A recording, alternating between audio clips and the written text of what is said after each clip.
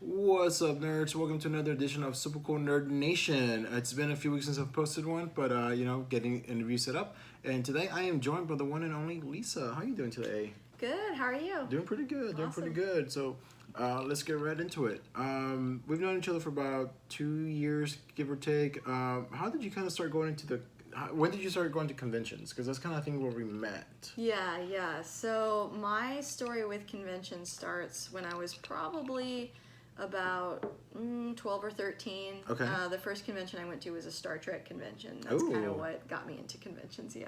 Was that here in Dallas or was that somewhere else? You know, I think that it was when it was in Richardson. Okay. I think, I'm trying to remember. I believe we went because now I'm blanking on his name.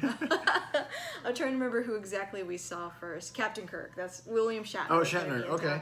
And my best friend Kara, she was a huge Star Trek fan, and I was getting into it too. And she wanted to go see him, and her mom was kind of like, "That's silly. Like, I don't really want to go to that." So my dad and I accompanied her, and we went, and then it got worse from there. I started going to a lot of them. So yeah.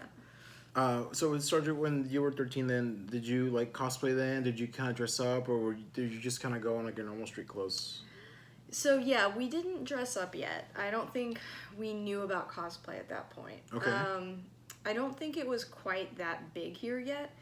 And so, you know, I think Kara had a Spock costume, but we didn't think of it as like cosplay. We just thought of it as like... a costume. Yeah, just like a Halloween costume.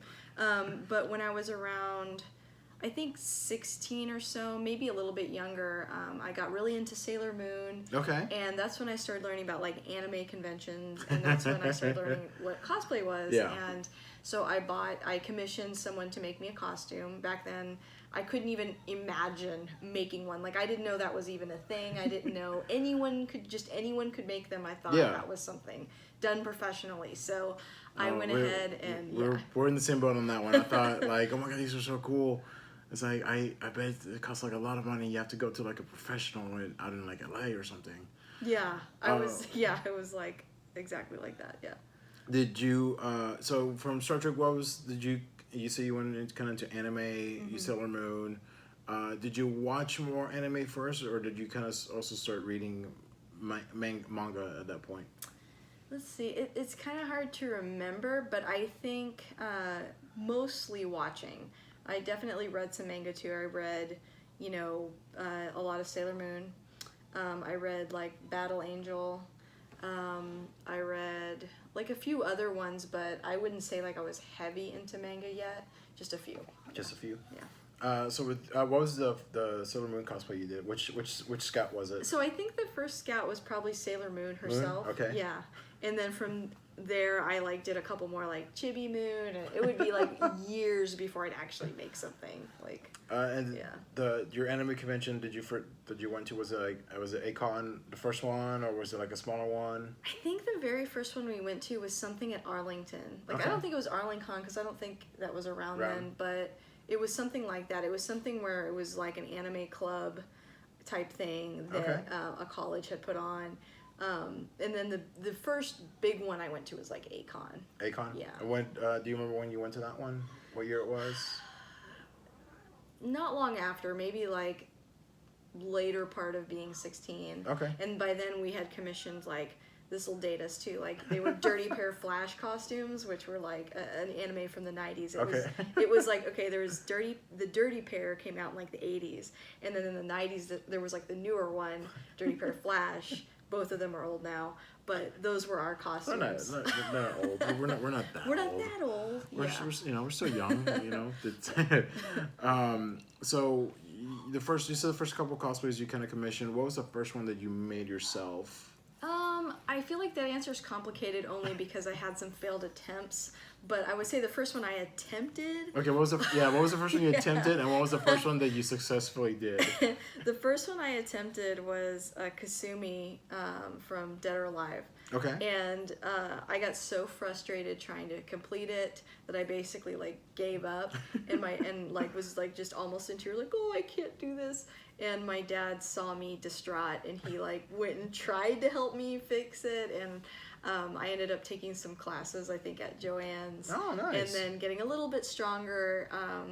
It's kind of hard to remember, because I was churning them out like crazy when around that time I got really into it. Yeah. I was probably like, I don't know, like 19 or 20. Okay. And so I ended up making like a bunch of stuff. But the first one that I was like genuinely, I think, proud of was probably, I had a Warrior Riku costume. Oh. And it's bad. but it was good for me at the time. Like I literally looked at a picture and thought, oh yeah, I can do that. I've made one or two costumes. Surely I can throw this together. And so I think not realizing my limits was probably a good thing because I at least tried it. Was there a lot of hot glue involved? A lot. There was also like, I glued like, she had like these braids and I didn't think of like putting the braids up here and having them like loop like this. Instead I like hot glued braids to her headband, and it never occurred to me that didn't look convincing. I thought it looked great. But hey, you were having fun though, right? Oh yeah, And that's the main part of cosplay is having fun. Yeah. So, like at the time too, like I didn't really have any other like cosplay friends. You know, I had friends that like supported me and they were like, it's cool that you like this. But I mean, especially like I think the first time I wore Warrior Riku, I went alone pretty much. Like my dad was like, here you go, and like left, and then so I just hung out. I wore it like all day for like hours because I didn't know anyone. yeah. And that's how I met a lot of my friends. And it's weird to think about it now because now when I go to conventions, I feel like it's the opposite, where I wear the costume for maybe an hour and I'm like, this is hot, I'm uncomfortable, I want to change. So it's funny to how be that changes. to be a noob and the costume like, no, I'm gonna wear it all day. Yes. I don't care how hot I get. I don't care if I'm about to pass out. Yeah. I'll be fine. Like nope. Like no, I can't do this. I gotta take it off. It's too hot. Yeah. So with the animes, conventions and all that, how soon after did you start going to like Dallas Comic Con, Fan Expo, or any of the non-anime cons? So the first like non-anime con that was big that I went to was actually Comic-Con in San Diego. Ooh. That was several years ago. I'm gonna say like 10 years ago, maybe more. Okay. I went with some friends, and at the time you were able to just like buy a ticket and go.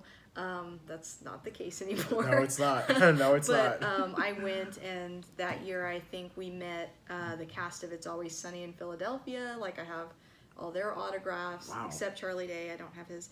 One And day. yeah, it was the year that like District 9 was coming out, because they showed us like, so Okay. Peter Jackson was there. It was 2009. Yeah, about 10 years ago. Yeah. Wow. Yeah. District 9 came out 10 years ago? It was a while ago. Wow.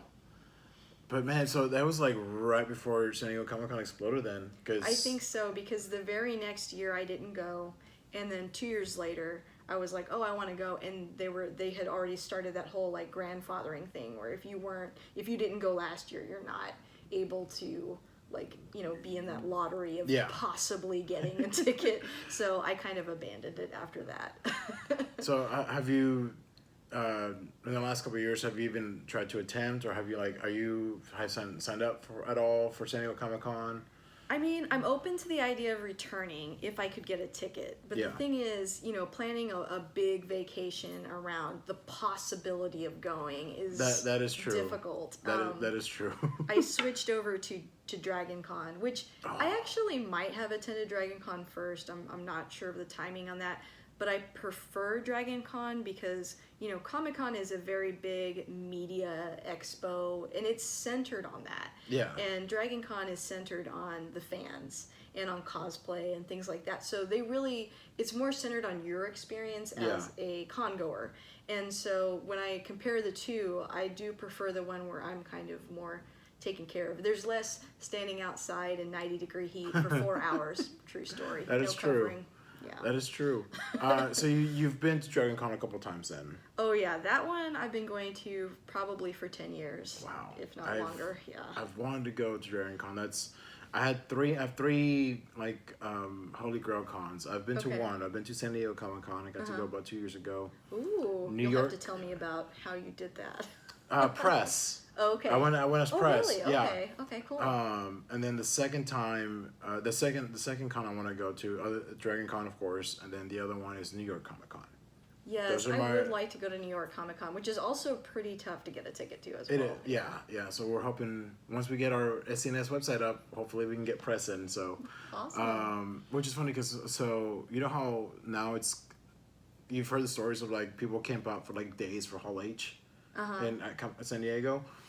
So apparently there's a press store on the side of the building that anyone that has a press store can just walk right in, and not wait 4 days to get in. Nice. And so I'm like. So it was the year that they showed footage for Infinity War. Oh my god. And Blade Runner 2049 and Ready Player One and all these other things. And I was like, I somehow got in, and this is the most awesome thing. I cried. I was like, that's so great. That's really cool. So like, seriously. that was awesome. I want to go back to San Diego. I want to go to Dragon Con, which leads me to my next question. You're going this year, correct? Yeah. With it being Dragon Con and how just everyone there's, I mean, I've heard the stories, I've seen the videos, pictures. Everyone's in cosplay.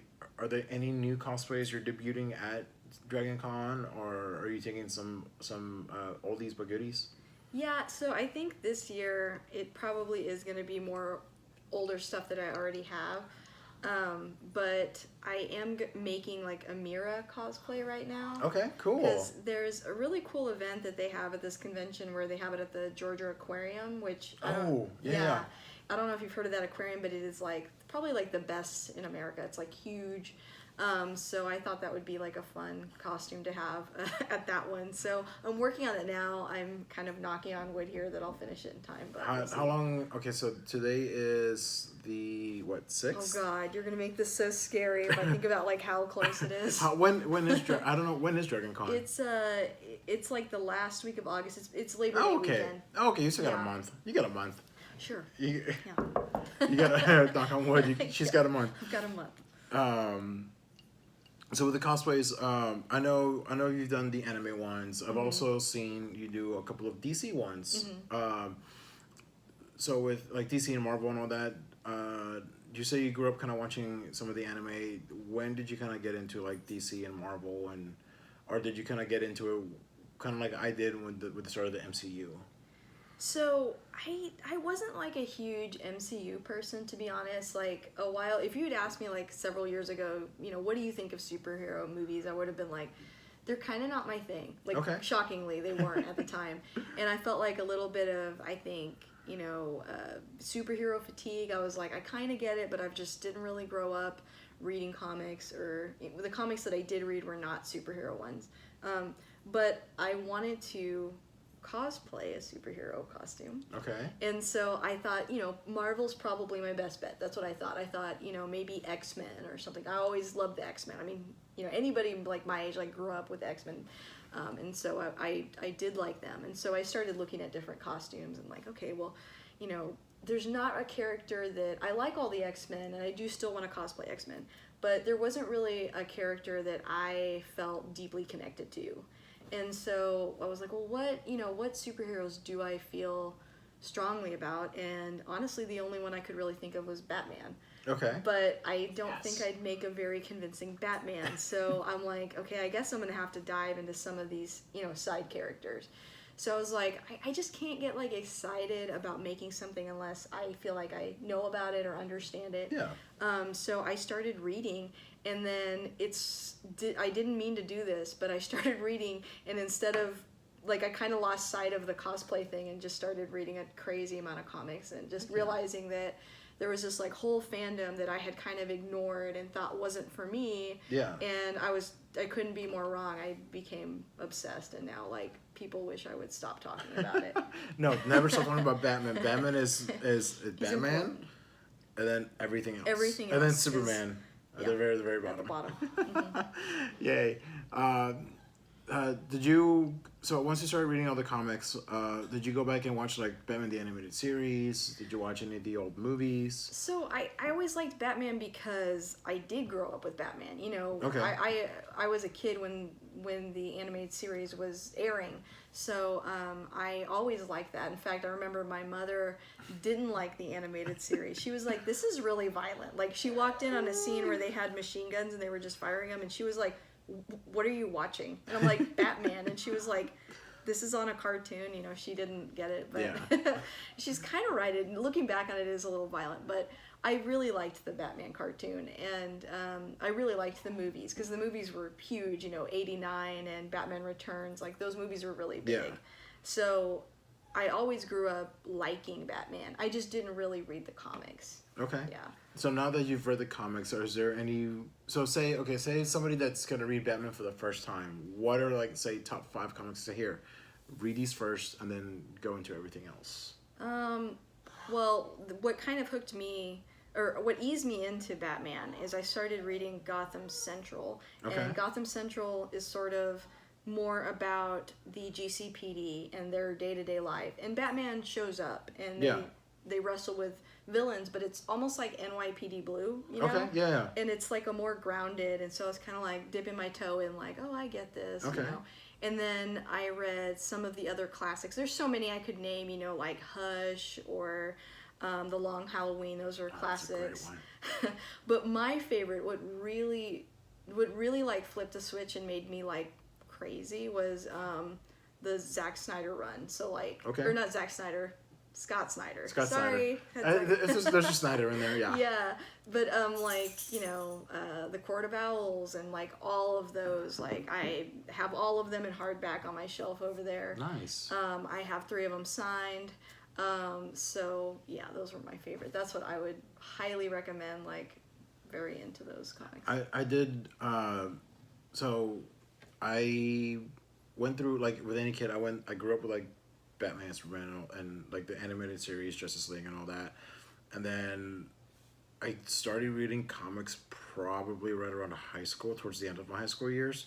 So that's when I read like Long Halloween, Dark Victory, Killing Joke, and all that. Mm-hmm. But then the same thing when the New 52 happened, Court of Owls. I was like, oh, this is really cool because I know Mr. Freeze, I know Riddler, I know all the classic villains.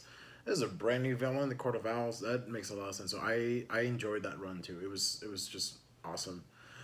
Speaking of which, have you thought about doing a Court of Owls cosplay? I do really like those costumes. That or like Talon. You know, I've seen some really good Talon costumes too. I mean, you know, the Court of Owl ones are really cool, like casual. You basically just wear a suit or a nice dress and have the mask. Yeah.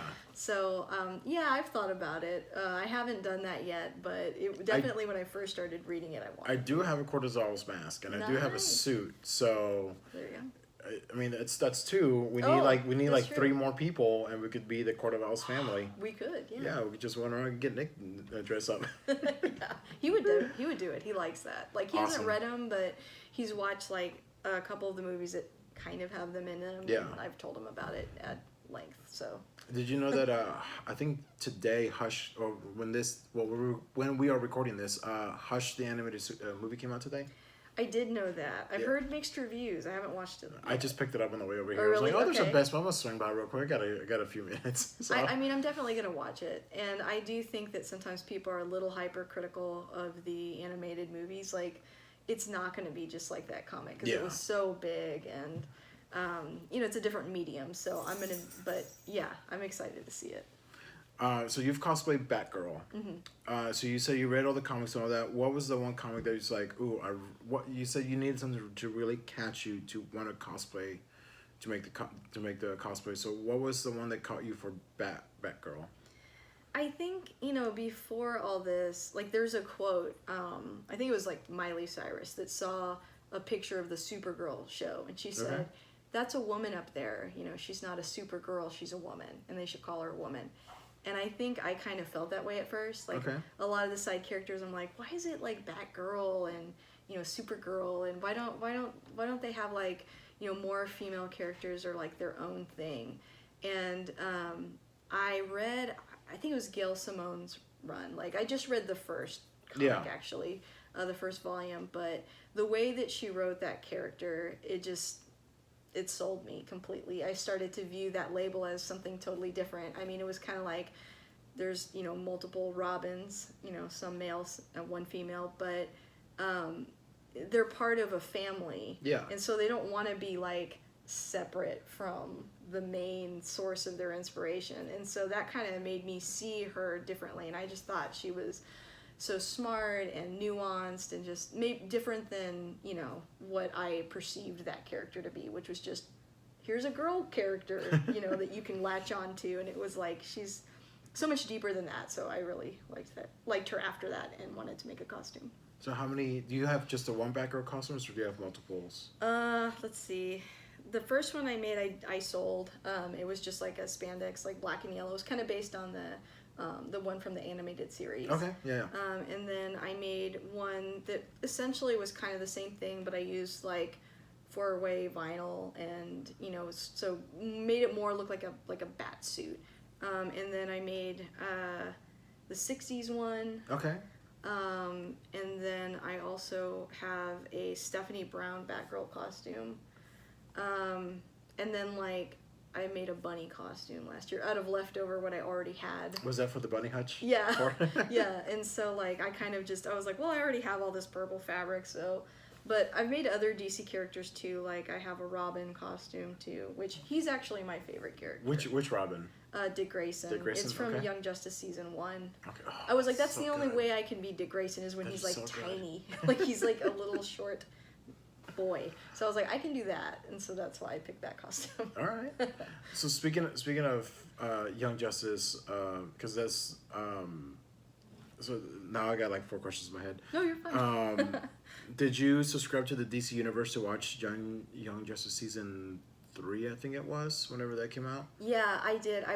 My main reason for subscribing to it was I wanted to see Titans, because I was like, wow, we're finally gonna get to see, Robin live action done well. Yeah.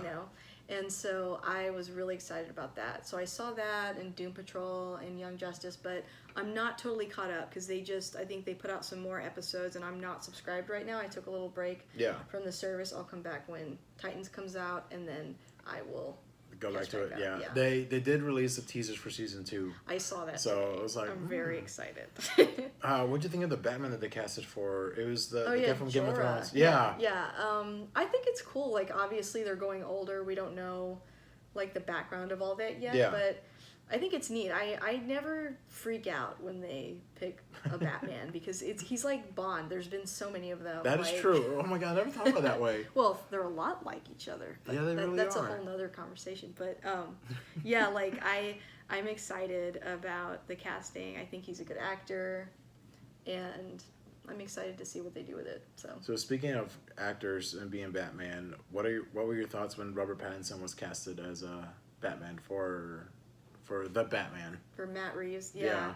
I'm good with it. All right, cool. I think they needed to go younger. He wants to start, I think, from year 1. And a lot of people criticize Robert Pattinson. They're like, oh, he's so young and he's the sparkly vampire. That was a long time ago now. Yeah, he's 33, 34, right. Something like that now. And he really is a really good actor. If you see the last 3-4 years of his movies, they've been phenomenal. So yeah, I'm excited for his take on it. I've seen some fan art of him as Bruce Wayne and as Batman. I'm like, see, he looks the part. He's got the brooding down. Yeah, he does. He knows how to brood. So with movies, you actually started a podcast. Mm-hmm. It's called I love that movie. I love that movie. Yeah. How did that come about? So the short version of this is that I had joined a movie club and we were having trouble figuring out how to meet up to watch these movies. We had trouble agreeing on what movies to watch. And there had even been, I'm not going to say a fight. There was never a fight, but I could just tell, how sometimes you can tell there's tension when people have just opposing ideas about what's a good movie, what's not. Yeah. And I thought, is there a way to take the conflict out of this situation? I think everyone has really strong opinions about movies, and they can feel very personal. Like, let's say there's some movie you really love, and then someone's like, that movie's horrible, and then you're like, well, that's a movie that me and my dad used to watch, and he passed away, and you're like, oh my gosh, I'm so sorry, I didn't know that. And it's like, yeah, sometimes there can be all kinds of reasons why a movie means so much to us, and so I don't like to, put anyone down for liking something, because you have no idea like why they like it or what the story is. So I thought one way to make it more positive is to start a movie podcast that's only about movies that you like. Okay. Yeah. Also, I had listened to a lot of movie review podcasts that I enjoyed, but I found that if they didn't like the movie, I didn't like listening to it. Like, it would become like this hour of just like bashing a movie. Like, I don't need the negativity. It's a good day. I don't need the negativity. Yeah. Just give me the good. It was like painful. I'd have to like turn it off. So I thought, I wish that there could be a podcast that was positive. And I think I drew a lot of inspiration too from like, how did this get made? And other podcasts like that, where even if they're talking about a bad movie, it's like fun to listen to and they're having fun. So I was like, yeah, I'm going to do that. And then the partner to that is I started a little Facebook group. And then the only rule in the group is like, just don't bash any movies. Yeah. And we try to like adhere to that a lot. But it actually did bring a lot of people kind of out of the woodwork to come and talk about movies that they love, and also they end up being guests on the podcast, or maybe they never even listen to the podcast, but they at least have somewhere to go where they can talk about a movie and not have someone tell them how stupid they are for liking it. Oh, that's nice, actually, because we did Interview with the Vampire, actually. That's right. A year ago, 2 days ago. It came up on my reminder. I'm gonna have to like reshare it so that everyone can listen to it. Definitely. Then you did one. I do need to come back, and then you also had my friend Cass on there for the Conjuring. Conjuring, yeah. Mm-hmm. So I need to get you hooked up with my wife, because she loves horror films. She loves Scream. She loves the Scream series. Awesome. So. Okay. I'll let her know. Say, hey, got a friend. She wants to do a podcast with you for Scream or any other horror film. So how long has the podcast been going on now? It's been a little over 2 years now. We had our 2-year anniversary back in March. Okay, cool. And you, how often do you try to get out the podcasts? I mean, I try to do once a week. Every once in a while, I experience like a period of kind of like burnout where I'm like, okay, I need to take a step back and like reconnect with myself. But I try to do it about once a week. And the main reason why I try to do that is I get a lot of people asking to be on it. So that's another thing I would say. If you're interested in the podcast or you want to be on it, like reach out to me, because that's how I get like most of my guests. They actually came to me first. So cool. Don't be ashamed. Don't be shy. Come see me. You don't have to have any podcasting experience, because I'm more focused on your story and why you love that movie, not so much on if you have the perfect equipment to record. That's not Don't an worry issue. about that. Yeah, like we did it on, I think, I had my laptop, and I just did the thing. You sent me a link, I clicked on it, and we talked for about an hour, I think it was, and then it popped up like a couple weeks later. So it's real easy. So if you guys want to get on the podcast, just go to I Love That Movie on Facebook, right? And then just send you a message on there. Yeah, you can reach me there. I'm also on Twitter under ILTM Podcast. I'm also on Instagram under I Love That Movie Podcast. Just, any way that you want to reach out to me. Totally fine. Do you remember what the first movie you did was for that? Don't go listen to it. Go listen to it. Go. It was Dark City, which is a movie that... Dark City. I actually don't think have I heard of it? Anyways, go ahead. It's kind of a cult classic. It came out around the same time as The Matrix, but I think they even have some of the sets are the same. And it's like almost a similar plot. I don't want to like ruin too much, but it's really, really good, and you have to like see it. Dark City. I will look into that one. I feel like I've seen the cover for that movie before, but it never caught my attention. But I'll have to look into that. Yeah, it's good. You'll like it. So what do you want to go forward with the podcast? Do you want to keep going until you run out of movies? Or? Well, luckily, like, I don't think that will happen ever. Like, there's so many movies that come out every year. So this past year, my biggest goal was that I wanted to expand what I was doing with the podcast. So I wanted to start like doing panels, like live shows Oh, and cool. things like that. So this year we've done a few. We actually had a panel at Fan Expo this past year. Cool. I think we did Big Trouble in Little China on that one. We had a panel at AllCon, ArlingCon, and actually I have a panel at DragonCon. Oh wow, you got one at DragonCon? Yeah. That is awesome. So there, do you just like say, hey, we're going to talk about this movie, or how do the panels go? So they're a lot like the episodes in that we try to pick a movie that, specifically for the panels, I try to pick like a movie that's fun. You know, not something really serious where everyone's going to be sitting there like, okay, now we're going to dissect Casablanca, and it's like, I love that movie, but I feel like, or like Schindler's List, yeah, or something. it's like that seems heavy. So we tried to pick movies like Flash Gordon and Big Trouble in Little China. For this upcoming one, we're doing Aliens. Ooh. Yeah, and so the people that are with me, they're my roommates too, and they were on my Alien episode, and they also love aliens, and they have like costumes and props, and so my plan is that we'll like all go, they'll dress up, and then we have another person from a different podcast that's coming on too, and so we're just going to talk about aliens. So usually like the first maybe 30-40 minutes we talk about the movie, and then we transition into like a Q&A period and have like the guests or the audience come up and ask questions. That is pretty cool. It's fun. Are you gonna try to do it at AllCon again next year? Yeah, definitely. That was so fun. Like that one it was me, Christopher R. Mim, I love him. I know, and Michael Cross. Nice. And we I just love him too. went at it. he is our Alfred. He is. He will be our well, I mean he's done other things, but everyone always knows him as Alfred. And they're so funny. Like they make it so easy because they're such funny people, and we just laughed and had a good time. And it's a really good way to like engage people in the audience that maybe haven't heard of the podcast, but once they get up there and they talk into the mic, it's like, first of all, they're going to be in that episode, which is kind of cool, so they're going to want to listen. And then number two, it kind of breaks the ice. It's like you're starting a dialogue with your audience. So I love doing that. Is there a movie that you haven't done yet for the podcast that you've really, really been wanting to? Oh, there's so many. But give me 5. 5, okay. Well, anything from the Harry Potter franchise. I can't believe no one has picked anything. I would love to do, please. we'll do it soon. Prisoner of Azkaban is like my favorite. Oh, not your favorite? Okay. The only thing I didn't like about that movie was the werewolf didn't look like a werewolf. But other than that, though, I love the movie. Yeah, it was good. I finally got people to start picking Star Trek movies, which was another thing that I really wanted to do.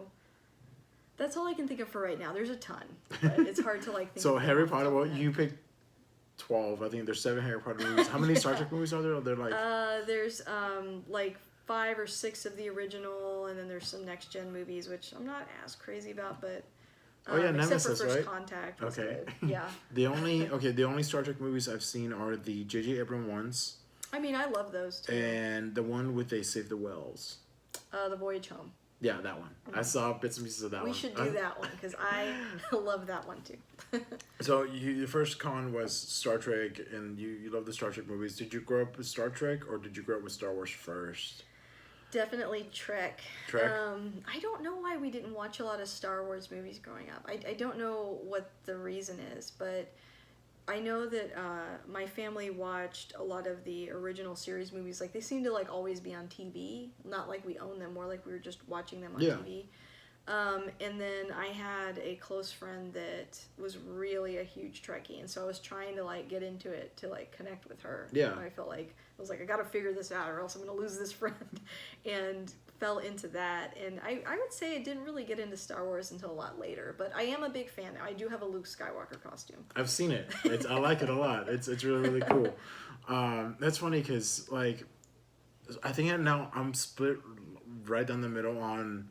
Because a lot of people, when they say, yeah, I got into nerdy by being, Star Wars, and then the last year that I've done, Star Trek, I'm like, and for me growing up, it was always like, hey, it's either, and it wasn't my parents' fault, it's more like kids at this playground, you either like Star Trek or you like Star Wars. You can't like both because they were competing. And so I never really, and my parents didn't grow up with Star Trek either. They didn't watch it growing up. They watched Star Wars. So I grew up with Star Wars, and then as I got older, I've heard of Star Trek. I saw like episodes here and there on UPN back when UPN was a thing. They had Star Trek Voyager, I think it was. Yeah, Voyager, DS9. Yeah, so there was one with a rock in it, so I saw that one. That was Voyager. And then I watched the J.J. Abrams movies, which I liked a lot, but I'm like, I should at some point need to go back and watch the original series and watch the movies and watch the original Spock and Kirk, and then go into Picard. And is it 7 of 9?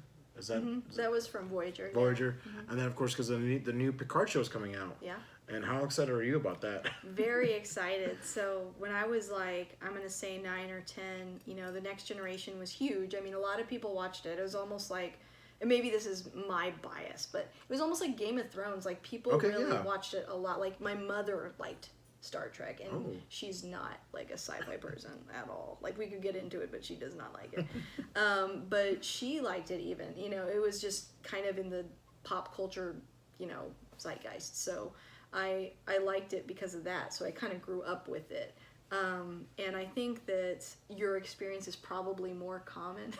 I feel like Star Wars is a little bit more general audience friendly. It's not, you know, hard sci-fi. It's not a lot of techno babble. It's like, hey, good guy, bad guy, you know, lightsabers. Like this is not, you know, hard to get into. But I feel like, you know, Star Trek is more, it's a lot calmer, or as some would say, more boring, and it's more political, and so it's more scientific. It's more. It's about, if I get this correctly, Star Trek. It's about discovery, and it's about exploring. As opposed to Star Wars, it's a lot of bang bang lightsaber fights. Yeah, which is shooting awesome. It. Which is fun. But like Star Trek is more on the science side, like more on the hey, this is, you want to go and do. Explore stuff and discover stuff and be a scientist, that kind of thing, which is I mean it's pretty cool. It's still pretty cool. So yeah, cool. Have you done Star Trek cosplays? No. I'm sad because they're cursed. Like every time I try to make a uniform, something goes wrong. I'm battling a Next Generation uniform I'm working on right now. I'll let you know how that goes, but here's hoping I finish it. So my goal is to have a few uniforms. I haven't gotten there yet. Well, good luck to you. I hope you do that. So cool. I see. I kind of walked in and we said you and your husband kind of do a little bit of gaming. Yep. But you're not much of a gamer. Kind of. You know, if you'll notice, a lot of those board games up there are like Sorry and Clue and Monopoly. Not a lot of Settlers of Catan or anything, but or Risk. But yeah, he's more of the gamer, probably more into video games. I'll watch him play sometimes, but I gamed a lot when I was younger, but lately I just haven't as much, no. Yeah, you got cosplays to make and stuff, right? Yeah, and the podcast, it's, you know, I'm busy. So with cosplays, is there anything kind of on the pipeline that you are working or have future plans of making? Yeah, I really wanted, speaking of Star Wars earlier, I really wanted to make a Kira costume from Solo, because I was one of the few people that I actually really enjoyed that movie a lot. I thought it was genuinely good, yeah. And I wanted to make like her jacket and her whole outfit, but you know, as I started getting closer to Dragon Con, I was thinking about budget and like getting a little bit more realistic as to like, you know, this year I should probably slow down. I made like a big a 18th century dress earlier this year, and so it's like that took way longer. I was in over my head. I spent more money than I intended on, so I've decided to put that off another year. But I'm gonna do it. It's at some point. Yeah. Cool. And you mentioned Harry Potter. You've been wanting to do that. So did you watch the movies first, or did you read Harry Potter first? Well, when I was around, I think 15 or 16, I was babysitting, and I read part of the first book to the kid that I was babysitting. Like, there were no movies yet or anything, and I had no idea what Harry Potter was. I read it to him, and I was like, wow, like, this is really well written. It feels like a real novel. Like, I'm surprised that, because it looked thick, too. I was like, this kid, he was like 6 or 7. And I didn't think much of it after that. I didn't like go continue reading it. Then the movies started coming out. I think I went to the first one on like a date, and I wasn't crazy about it. To be honest, that first movie is a little rough. Going back. It is a little. It's a little rough. I think if I were a kid, I would have been more into it. But then I think probably by the second or third one, I started to view them differently. And actually, my dad was a big fan, and he read like all the books. He would go to the book releases, and he was like, "You got to read these books. They're so good." I didn't really start getting into reading the books until the last few movies were out. Okay. So I've read all of them. I cried real hard when I finished it, and I am a big fan. But I did get into it probably like I was probably like a little bit older than the kids were, so I didn't necessarily grow up with them. Okay. Yeah, I didn't get into Potter until after the first movie came out because we saw the movie that Christmas and that Thanksgiving whenever it came out. Then I got the first book for Christmas, and then it just, like everyone else, it just went straight from there. So, are you gonna go? This is gonna air after the convention, but are you gonna go to LeakyCon? You know, I'm not going to go to LeakyCon this year. I didn't go last year either. It's so close to DragonCon, yeah. And that's so expensive that, you know, it's kind of hard to attend both of them. Yeah, no, I understand that. So, awesome. Well, where can people find you on social media? So you can find me on Twitter, either on my cosplay handle or for the podcast, my cosplay handle is AYAN as in Nancy, AMI Lisa, Ayanami Lisa. And then my Instagram is Aya Lisa Cosplay, and then my podcast ones are just I Love That Movie. If you just search I Love That Movie, they'll pop up. They'll pop up on there. Yeah, I follow the podcast and I follow the page on Facebook. So Thanks. And I try to listen to them when I can. What was the last one you released? I can't remember. The Wrath of Khan. The Wrath of Khan. Who'd you do that one with? So it's this guy named Chris Balga, and he has his own podcast called World's Finest True Believers that covers graphic novels. Okay, cool. And I've actually had him on before. He was on my Ghostbusters episode, and he was like, I think that was like the number 3rd, podcast everyone loved from the year. Okay, cool. So, was it new or old Ghostbusters? It was the old one. The old one? Yeah, okay. Yeah, the original. But yeah, so he's always a great guest. He's so smart and can rattle off so many facts, and his podcast is awesome. I've been on his podcast too. Cool. And it's really, really fun. So check that out too. Awesome. So if you guys want to get on her podcast for I Love That Movie, just message her on I Love That Podcast on Facebook, and then you can find her on Twitter, and then you can see, are you going to be posting pictures of DragonCon as you absolutely, yeah. So yeah, just make sure you follow her on Facebook and all that. You can see all the awesome pictures, and hopefully I'll see you at DragonCon maybe next year. All right, yeah, I'm super excited to go. Yeah, you need to go. I want to go so bad. It's so fun. I've heard like stories from you and like Wendy and Sabrina Pandora and Megan Proska and all these other people. That are like, it's a 4 or 5 day cosplay party. I just really want to go. So I'm excited. So awesome. Well, Lisa, thank you for being on. Of course, and then as always, keep on nerding.